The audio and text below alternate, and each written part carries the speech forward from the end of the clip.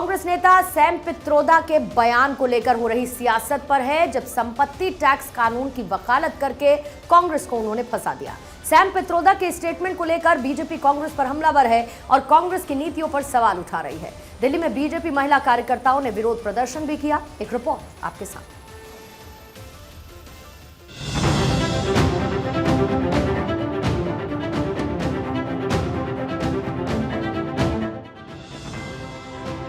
देश में लोकसभा चुनाव को लेकर सियासी माहौल गरमाया हुआ है। मंगलसूत्र और संपत्ति को लेकर बीजेपी पिछले कई दिनों से कांग्रेस पर हमलावर है। इसी बीच कांग्रेस नेता सैम पित्रोदा ने अमेरिका के विरासत टैक्स वाला स्टेटमेंट देकर बीजेपी को और तीखा अटैक करने का मौका दे दिया है।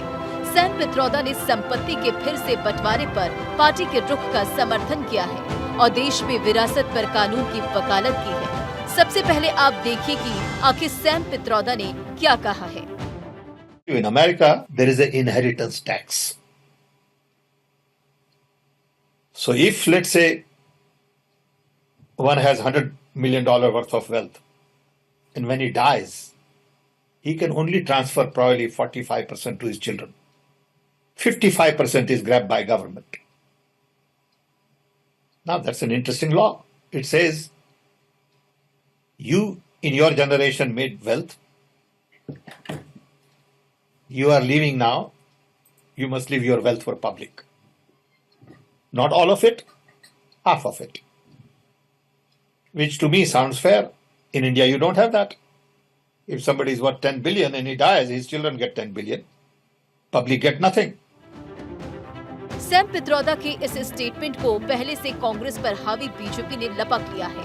प्रधानमंत्री नरेंद्र मोदी ने छत्तीसगढ़ की चुनावी जनसभा में कांग्रेस पर जमकर निशाना साधा। साथ ही कहा कि कांग्रेस के इरादे नेक नहीं हैं। अब उनके इरादे खुलकर सामने आ रहे हैं। अब कांग्रेस का कहना है कि वो इनहेरिटेंस टैक्स लगाएगी। माता पिता से मिलने वाली विरासत पर भी टैक्स लगाएगी। आप जो अपनी मेहनत से संपत्ति जुटाते हैं, वो आपके बच्चों को नहीं मिलेगी, बल्कि कांग्रेस सरकार का पंजा उसे भी आपसे छीन लेगा। यानी कांग्रेस का मंत्र है कांग्रेस की लूट। कांग्रेस का मंत्र है कांग्रेस की लूट, जिंदगी के साथ भी और जिंदगी के बाद भी। वहीं गृह मंत्री अमित शाह ने भी कांग्रेस पर जमकर निशाना साधा। शाह ने कहा कि सैम पित्रोदा की टिप्पणी के बाद कांग्रेस पूरी तरह बेनकाब हो गई है। ये लोग देश के लोगों की निजी संपत्ति का सर्वेक्षण करना चाहते हैं। कांग्रेस या तो अपने घोषणा पत्र से वापस ले या इस बात को स्वीकार करे कि यही उसका वास्तविक इरादा है। इनके मैनिफेस्टो बनाने में जिनकी अहम भूमिका है, वो सैम पित्रोदा का बयान कि संपत्ति के बंटवारे पर विचार होना चाहिए। अमेरिका का हवाला देते हुए इन्होंने कहा कि 55% संपत्ति सरकारी खजाने में जाती है। अब जब प्रधानमंत्री जी ने ये मुद्दा उठाया, राहुल गांधी, सोनिया गांधी और पूरी कांग्रेस बैकफुट पर आई कि हमारा मकसद ये नहीं है।